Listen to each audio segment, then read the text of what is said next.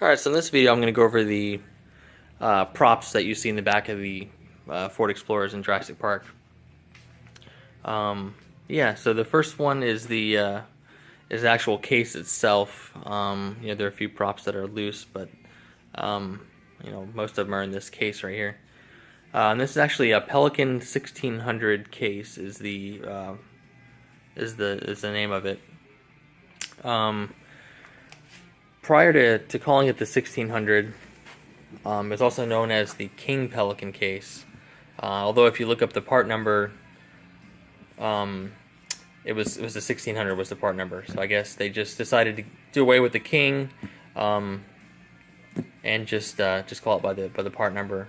Probably because they got more. They've introduced more and more sizes of them, in recent years. So. Because they had the Pelican case, the King Pelican case, and there was, I guess, different sizes.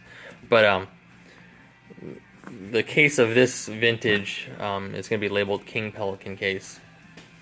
But yeah, that's it. It's in gray. A couple things to note if you're looking for these.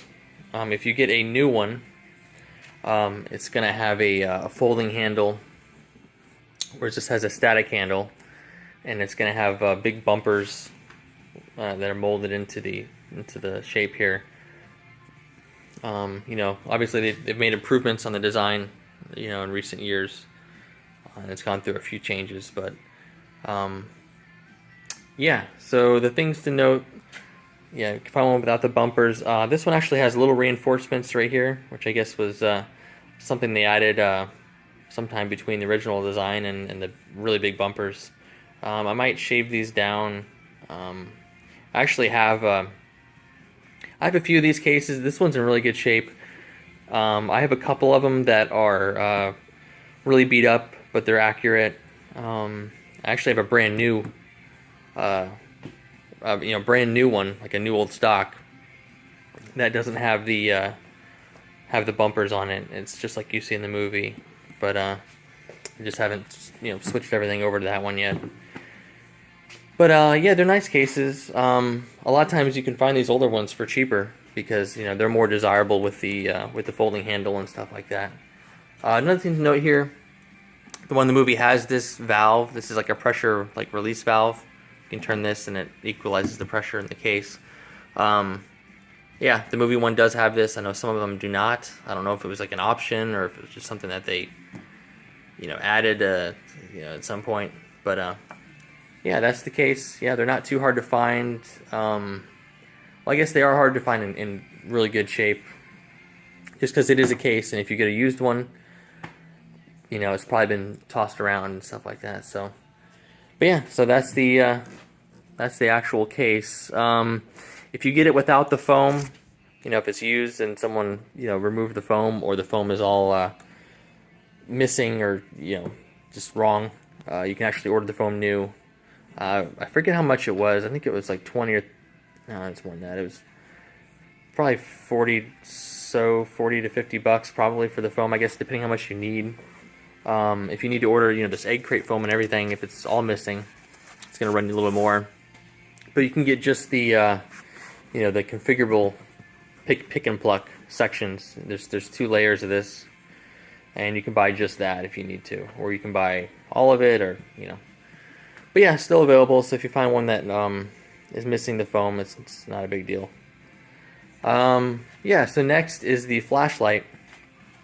A pretty notable prop from Jurassic Park.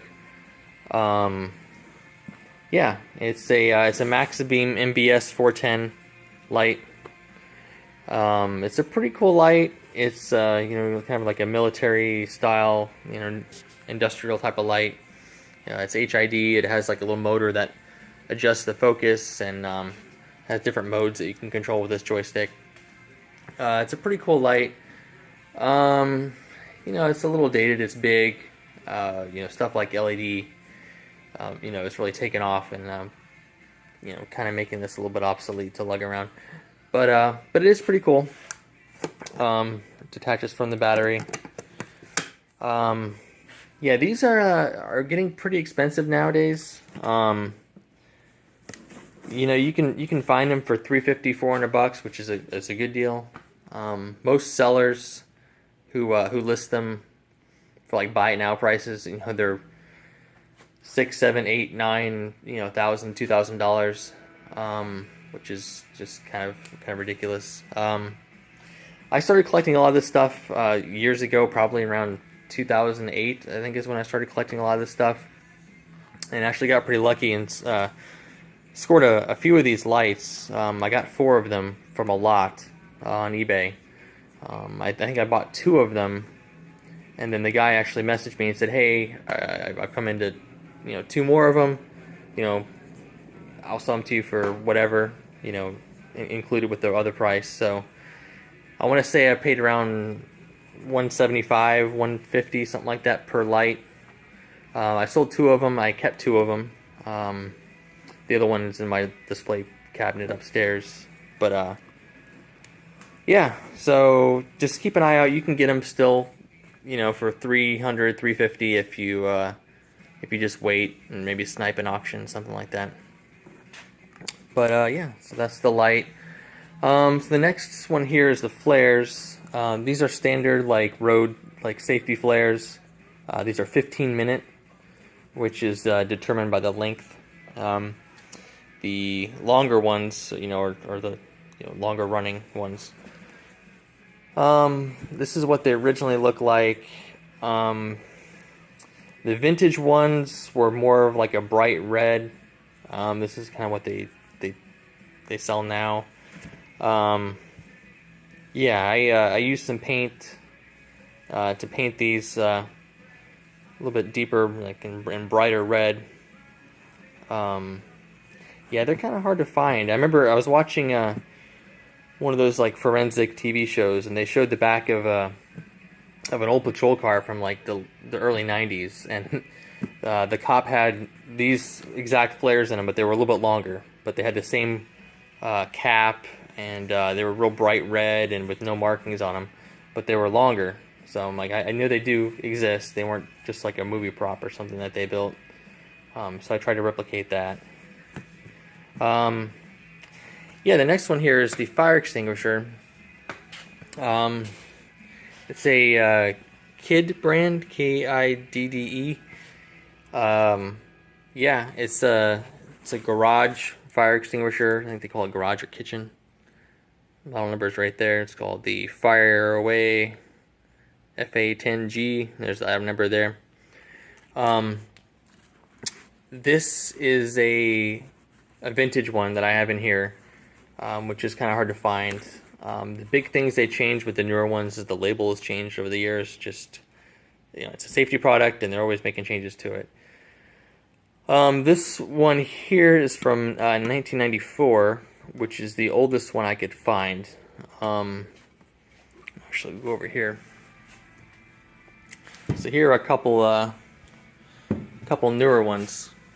Actually, this one's about the same age, but you can see that they changed the way the logo is, and they squished. This is a newer one. This is an older one. They squished everything down and kind of rearranged some stuff. This is also an ABC fire extinguisher, which you can see what it does right there. What kind of fires it can fight. The one in the back of the Explorer, if you look, when Grant grabs the flare, you can see this is the exact label that was on there. It's a BC, so it's actually a lesser capable fire extinguisher. Yeah, and you can compare the label, and it's the exact one. This is hard to find. Not many people keep stuff like this around. This is like a disposable item. So these can be really hard to find. You can get ones that are close. I don't have one here, but oh yeah, I do actually. If you order one right now, this is going to be what you get. It's got black and white text. Some of them even have different gauges, and they've changed this a lot. So just be aware of that. Even if they have a picture, of these blue labels, and if it looks like that, it's probably an old photo, and this is probably what you're going to get. The best thing to do is message the seller and say, hey, is this an actual picture of it? I'm really particular about being screen accurate. For all intents and purposes, this is this is a good stand-in. It's the right size. But yeah, it just took me a while to find this, and this was super cheap. I mean, it was only like $20 or something like that shipped. So it's just kind of fun to find the the exact model. But yeah, these are available new with that part number that I just gave. Yeah, and there's the paint I used for the flares. By the way, I used the combination of the two of them, so it gave a little bit of an inconsistent look. And I used a flat clear coat on it to really dull it up, so it looks like cardboard or whatever. It's not quite so painted looking. Yeah, so the next thing here is this first aid kit. You can really only briefly see this. I think you can see it bounce around in the shot where Grant is clearing the cargo area stuff. Kind of rustling around back there. Yeah, really hard to find first aid kit. They pop up on eBay every once in a while, but a lot of times they're the wrong orientation, they're like portrait, configured.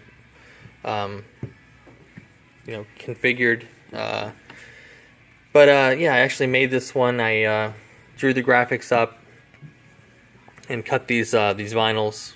This is like a Granger. I think it's like a 50-person first aid kit. It's metal, very kind of old style kit. I made two of them because if I make anything like this, I try to make a backup one just in case something were to happen. I might not be able to find this exact kit again or something like that. But yeah, so that's the case. I added some Velcro on the back so it doesn't slide around in the cargo area. Next here is the pamphlets, the brochures.